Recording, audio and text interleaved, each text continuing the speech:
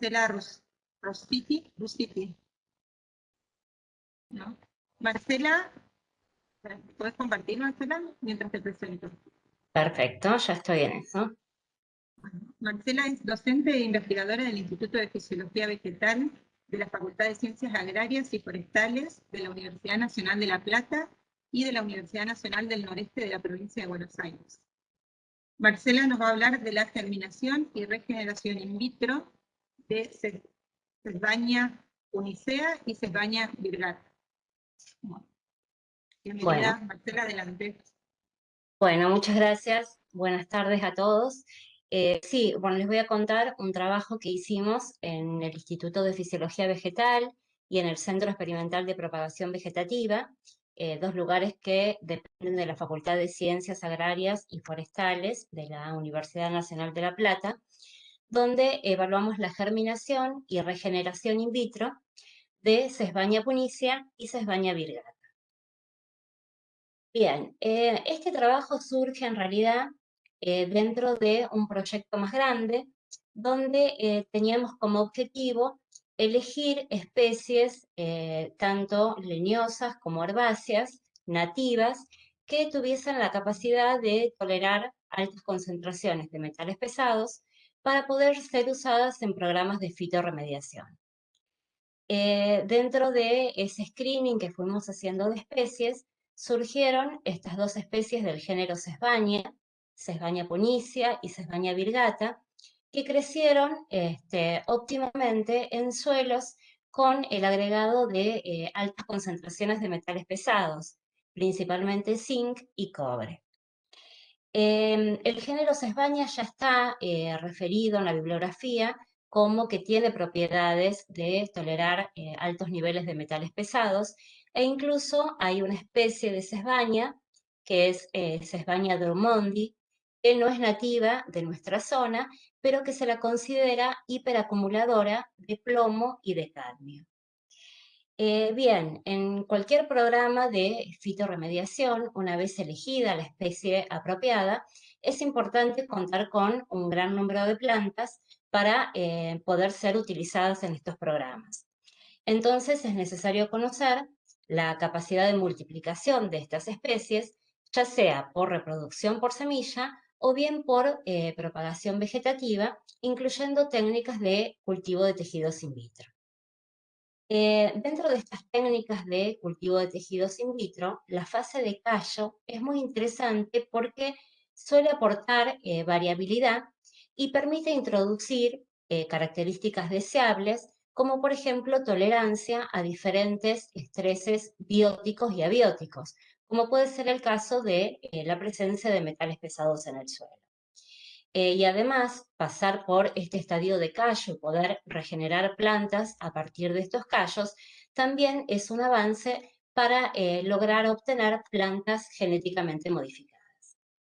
Por este motivo, en el trabajo lo que hicimos fue estudiar la germinación y la regeneración in vitro a partir de callos de estas dos especies nativas, Sesbania punicea y Sesbania virgata, de manera de poder producir un protocolo eficiente de multiplicación para poder usar estas especies luego en programas de fitorremediación.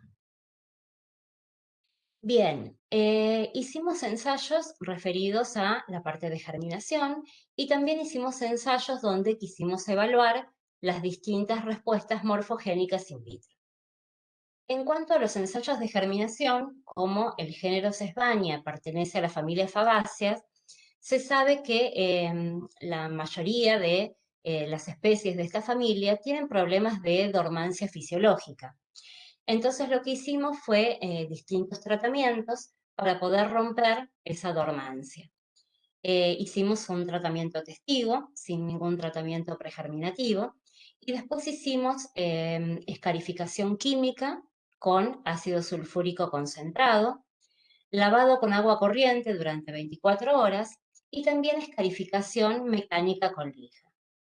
Una vez que se hizo el tratamiento pregerminativo de las semillas, se colocaron en cajas de Petri con papel de filtro humedecido y en estufa de germinación a 28 grados y oscuridad. En cuanto a la evaluación de las respuestas morfogénicas in vitro, lo que hicimos fue seleccionar el mejor tratamiento pregerminativo de este ensayo de germinación, lo aplicamos a las semillas, luego las desinfectamos con alcohol y con hipoclorito de sodio y las sembramos en un medio simple que contenía agar y agua. En ese medio, bueno, las semillas germinaron y de las plántulas que obtuvimos cortamos secciones de epicótile, hipocótile y cotiledones. Estos distintos explantes los sembramos en medios más complejos como para evaluar la respuesta en cuanto a la formación de callo.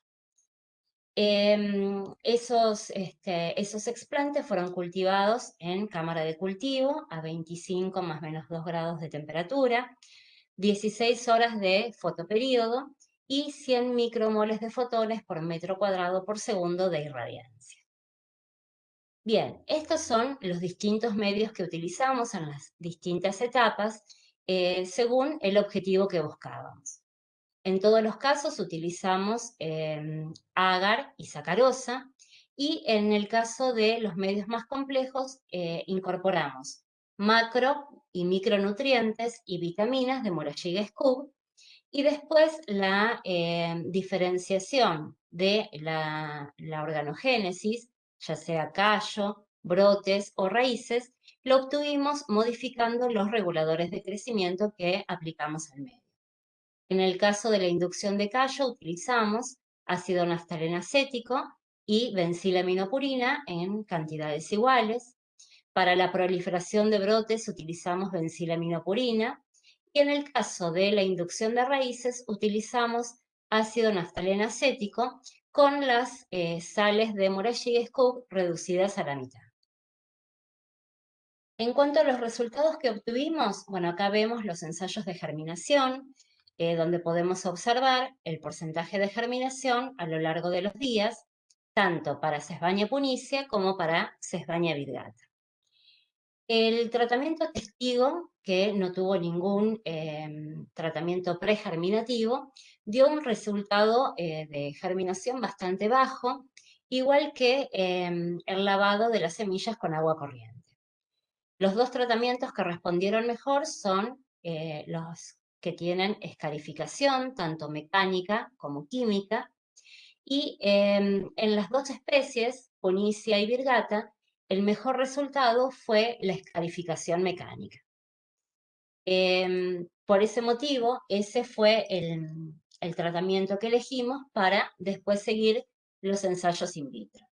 Es decir, las semillas las escarificamos mecánicamente, luego las desinfectamos y las sembramos en los distintos medios de cultivo.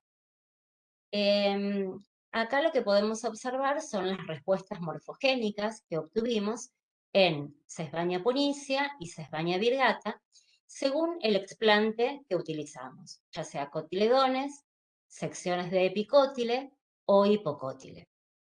Como se puede ver en esta tabla, la formación de callos se observó en todos los explantes y en las dos especies en estudio. En cambio, la formación de brotes solo se observó en los callos que provenían de epicótile, tanto para Sesbania punicia como para Sesbania virgata. No pudimos lograr la formación de brotes a partir de callos de cotiledones y de hipocótile. En cuanto a la formación de raíces, se obtuvieron en casi todos los explantes utilizados, excepto en los cotiledones que provenían de Sesbania punicia. Bueno, y cuando cuantificamos los brotes y las raíces que habíamos obtenido en los distintos casos, vimos que, bueno, no había diferencia significativa en cuanto a la formación de brotes, tanto para Sesbania punicia como para Sesbania virgata, tanto en la longitud como en el número de brotes obtenidos, pero sí encontramos diferencia en cuanto a la formación de raíces. Hubo mayor formación de raíces, raíces más largas y más explantes con raíces en el caso de Sesbania virgata comparado con Punicia. En estas imágenes podemos ver las plántulas germinadas in vitro, que fueron nuestra fuente de explante, los distintos explantes que experimentamos, cotiledones, secciones de epicótile y de hipocótile, y las distintas respuestas morfogénicas de formación de brotes, raíces o callo. Estas imágenes corresponden a Sesbania punicia y lo mismo para Sesbania virgata. Bien, una vez que logramos la formación de estos brotes, lo que hicimos fue dejarlos crecer y los seccionamos en secciones uninodales que fueron sembradas en medio para la formación de raíces. En esta tabla podemos ver las respuestas entonces para la formación de raíces. Las dos especies lograron formar raíces a partir de estas secciones uninodales, pero Sesbania virgata se comportó mejor que Punicia en cuanto a la cantidad de explantes que formaron raíces, la longitud de las raíces y también el número de raíces que obtuvimos. Esto lo podemos ver acá, los brotes que crecieron a partir de los callos de epicótile. Acá vemos cómo se seccionaron en secciones uninodales y luego el enraizamiento tanto para Punicia como en estas imágenes para Sesbania virgata.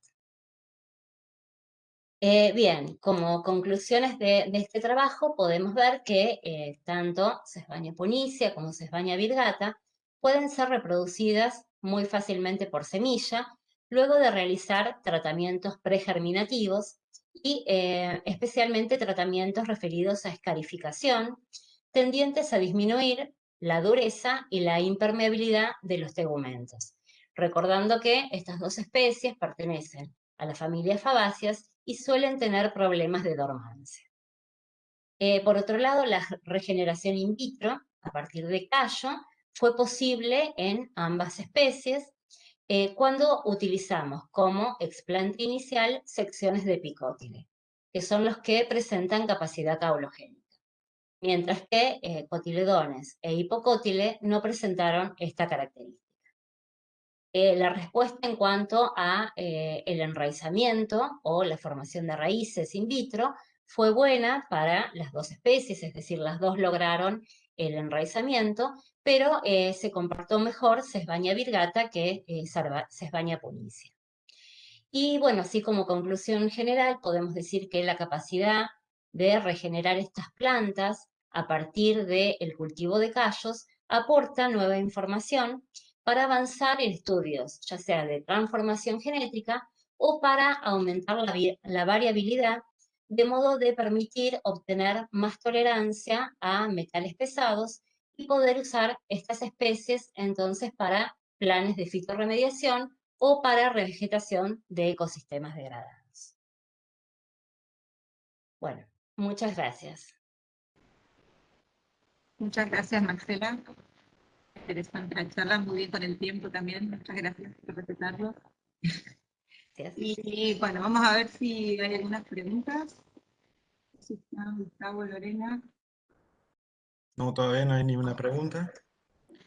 Igualmente, esta es una instancia, si después quieren pueden hacer una pregunta directamente a Marcela, eso no hay problema, pero a ver. Sí. O al final también de todas las charlas, pues también tengamos tiempo, si a alguien se le ocurre algo, lo puede escribir en el chat. ¿Puedo hacer una pregunta a Marcela? No es mi tema tampoco, pero me pareció muy interesante. Y por ahí me gustaría saber cómo funciona la fitorremediación. Si nosotros pensamos que se producen estas especies que están estudiando y soportan a estos metales y en suelos que están degradados, ¿cómo funciona? ¿Pueden crecer en estos ambientes y retienen, absorben estos metales y los extraen del suelo? ¿Cómo funciona esta fitorremediación? Bien, sí, te cuento. La fitorremediación en realidad es el uso de plantas y los microorganismos asociados, muchas veces también asociados con hongos, como por ejemplo las micorrizas arbusculares, que tiene como objetivo remover los metales pesados y también otros contaminantes del suelo. La idea es que la planta se comporte como si fuese una bomba extractora, es decir, va a absorber los metales y puede ser, depende de la estrategia que tenga la planta, puede ser que los acumule en las raíces o bien que tenga la posibilidad de traslocarlos a la parte aérea. Si esto es así, es mejor para los fines de fitorremediación, porque después lo que haríamos nosotros sería cosechar esa parte aérea y de esa manera nos estamos llevando los metales pesados que la planta pudo absorber del suelo. Hay muchas especies que vamos a encontrar en la bibliografía que se utilizan para esto, y en realidad lo que se busca también es especies arbóreas porque tienen un mayor desarrollo radicular, entonces permitiría absorber metales en un volumen mayor del suelo, y también que tengan una gran producción de biomasa, porque al absorberlos y traslocarlos a la parte aérea, podrían absorber mayor cantidad de metales, los almacenan generalmente en las vacuolas de las células del mesófilo de las hojas, y después con cosechar esas hojas y, por ejemplo, incinerarlas, estaríamos eliminando los metales pesados del suelo. De todas maneras, hay distintas estrategias, hay algunas que lo que hacen es absorber y retener en raíces, otras lo traslocan a la parte aérea, otras también lo que pueden hacer es disminuir la peligrosidad de esos elementos que absorben. Entonces, hay distintas estrategias según la planta que utilicemos.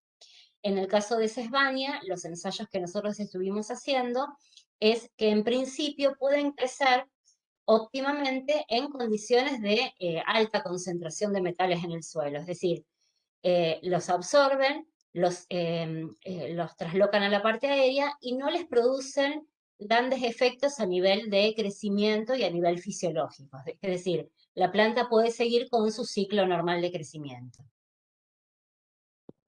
Muy Sí, No sé bien, si muchas contesté tu gracias. pregunta. Sí, sí, muy bien, Y entonces gracias. una preguntita más chiquitita, dale. rápido, un Sí, minutito más.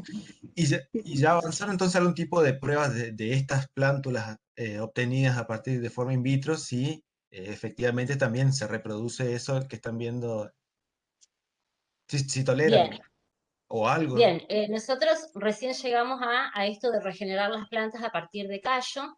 La idea para los próximos ensayos sería someter los callos, una vez que obtenemos la masa de callo, someterlas a concentraciones crecientes de los metales en el medio de cultivo. Y esta es una técnica que se utiliza bastante in vitro, que es la que nos permitiría aumentar entonces la tolerancia a los metales. La idea es ver que a medida que el callo va creciendo en esas concentraciones crecientes del metal, seguramente algunas células se van a morir porque no soportan esas condiciones, pero puede ser que haya alguna variabilidad, alguna mutación que les permita soportar esas altas concentraciones, y eso nosotros lo vemos en el callo, porque sería una parte del callo que no se vería necrosada.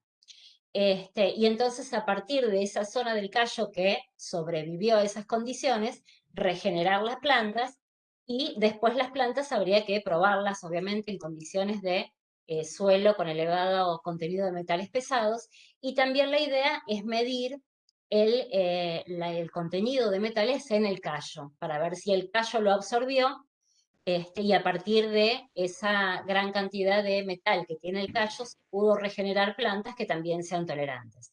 Nos queda probar todo eso, que es un camino largo todavía, pero bueno, por lo menos pudimos regenerar las plantas a partir de esos callos, ¿no? muy interesante. Yo puedo hacer una pregunta rápida también, que Sí. me dio una curiosidad impresionante.